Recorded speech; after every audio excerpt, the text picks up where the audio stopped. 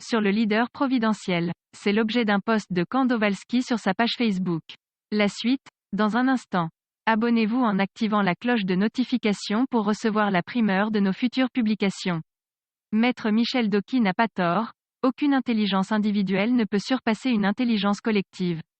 Et de l'avis de Durand, nous sommes faits pour réfléchir en communauté. C'est pourquoi je suis d'accord lorsque la brillante avocate, dont on a vu les larmes couler à Mondovision en octobre 2018 à cause du hold-up électoral, affirme que le Cameroun n'a pas besoin d'un leader providentiel. Mais si j'approuve cette sortie de Michel Doki, cela n'exclut pas que je fasse dans le même temps le constat de sa mauvaise foi. Pourquoi je dis qu'elle est de mauvaise foi?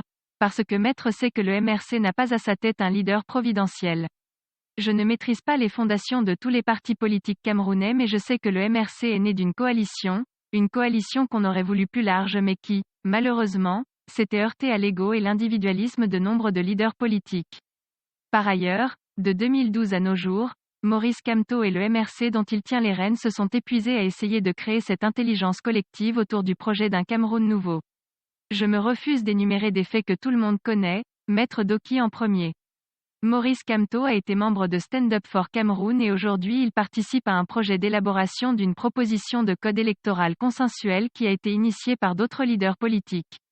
Comment fait-on pour qualifier un homme pareil de leader providentiel, alors même qu'à toutes les étapes de sa vie politique ses faits, ses discours et ses actes mettent en avant ses multiples intentions de recourir à l'intelligence collective?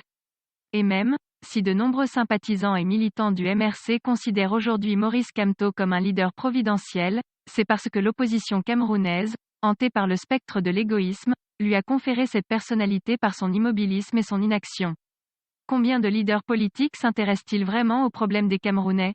Combien sont-ils qui agissent, de leur mieux, pour mettre la résolution des problèmes qui minent notre société au centre des préoccupations du régime Biya?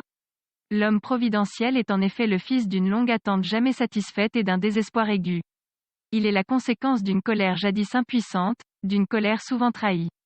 Ces sentiments, bordés par la sensation d'abandon éprouvée par le peuple, bordés par ses frustrations accumulées sont entre autres ce qui a créé ce que Doki appelle avec un ton satirique, le leader providentiel. Ce n'est pas de la faute de Maurice Kamto si aux yeux d'une grande partie des Camerounais il apparaît comme une sorte d'antidépresseur social, s'il a une énergie contagieuse et une perception intuitive des aspirations populaires. On ne peut pas lui en vouloir de bénéficier de ce don naturel, comme de cette capacité qu'il a à redonner au peuple le sentiment de sa dignité, de son pouvoir et même de son humanité. Au demeurant, les mêmes personnes qui ont défriché le chemin du prof vers cette casquette d'homme providentiel, qu'il n'a jamais demandé, peuvent encore aujourd'hui agir de telle sorte que les Camerounais puissent se sentir en sécurité au milieu d'une alternative plurielle. Non seulement ce sera bon pour le Cameroun, mais cela le sera encore plus pour Maurice Kamto qui voit peser sur ses épaules toutes les attentes d'un peuple scellé et naufragé. Pour le reste, je voudrais rassurer les uns et appeler les autres à réaliser que le train de la Renaissance n'est pas peuplé d'otages.